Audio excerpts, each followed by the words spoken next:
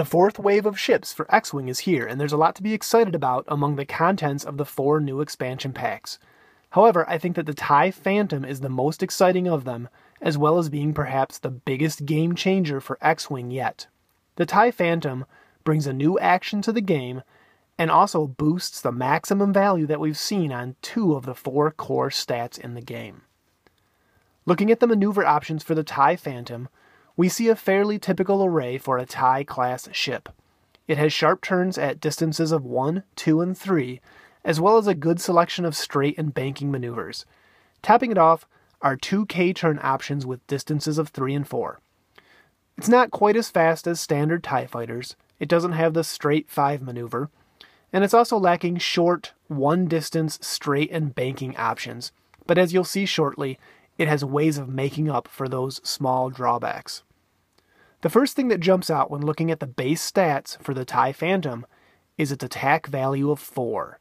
This is now the highest primary weapon attack value in the game. Right there is one big reason to add at least one TIE Phantom to your collection. Historically, the Rebels have had slightly higher overall firepower across their ships, while the Imperials made up for their lower attack values with higher agility and maneuverability. The remaining stats are 2s across the board: agility, hull, and shields. Now, 2 hull and 2 shields makes the TIE Phantom look like something of a glass cannon, and that's certainly not entirely wrong, but this ship has a way to bump its agility up to 4 that I'll be explaining shortly. The hull and shield values aren't bad. The ship is slightly more durable than a standard TIE fighter, but more importantly, its shields will soak up critical hits. The Phantom has 4 actions available to it. The first 3 are TIE fighter standards: focus, barrel roll, and evade. The 4th is the new cloak action, currently only available to this ship. When a TIE Phantom chooses the cloak action, it gets a cloak token that remains with it until the player chooses to decloak. Well cloaked, the TIE Phantom's agility is raised by 2 and it can't attack. So a cloaked TIE Phantom is now the hardest ship in the game to hit, rolling an amazing 4 defense dice. A player can spend its cloak token to decloak a cloaked ship before revealing its maneuver dial. Then, the ship must perform either a barrel roll or straight maneuver using the distance 2 template. So basically, before taking its normal maneuver, the TIE Phantom shifts its board position in one of 3 directions. This is huge. With the TIE Phantom, we have the first ship in the game that moves from a variable position, making it extremely unpredictable for its opponent. TIE Phantoms have a very interesting upgrade bar as well. They can take a crew upgrade and a systems upgrade. This is interesting because no other TIE-class ship in the game so far can use either of these upgrade types. The first unique TIE Phantom pilot is Whisper, who has a pilot skill of 7 and costs 32 points. So here we see what is probably the main drawback of this ship. It's expensive, which isn't surprising considering the high attack and agility capabilities. Whisper's special ability gives him a free focus token after making a successful attack. This is an okay ability, basically giving him a focus to use for defense, and since he has a pretty high pilot skill, there's a good chance that someone will be shooting at him after he's made his attack. So it will probably be useful. Not bad, but not really groundbreaking. He can take an elite pilot skill in addition to the standard TIE Phantom upgrades.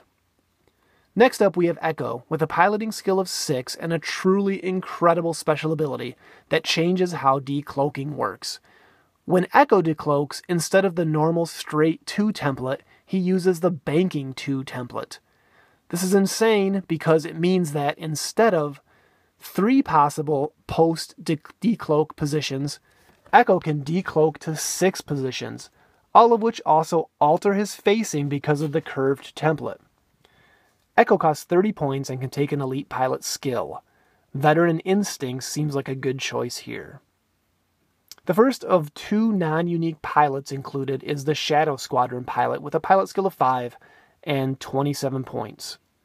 Finally, Sigma Squadron pilot has a pilot skill of 3 and costs 25 points. The only systems upgrade card included is one that was previously available with the B-Wing expansion, Fire Control System. This 2-point upgrade lets you put a target lock on a ship after you make an attack against it. This is a neat upgrade, and it's a way to give a TIE Phantom a target lock, which is an action not normally available to it. Next up is the crew upgrade Recon Specialist, which was originally included with the Hawk 290 expansion. This one costs 3 points and gives you 2 focus tokens when you perform a focus action. Tactician is a crew upgrade that's new to the game. It costs 2 points and lets you give a stress token to a ship when you attack it at range 2. Finally, we get 2 brand new modification cards, both of which deal with the cloak action. The first is Stygium Particle Accelerator. For 2 points, this mod lets you perform a free evade action whenever you cloak or decloak. That's kind of cool and will make TIE Phantoms even tougher to damage.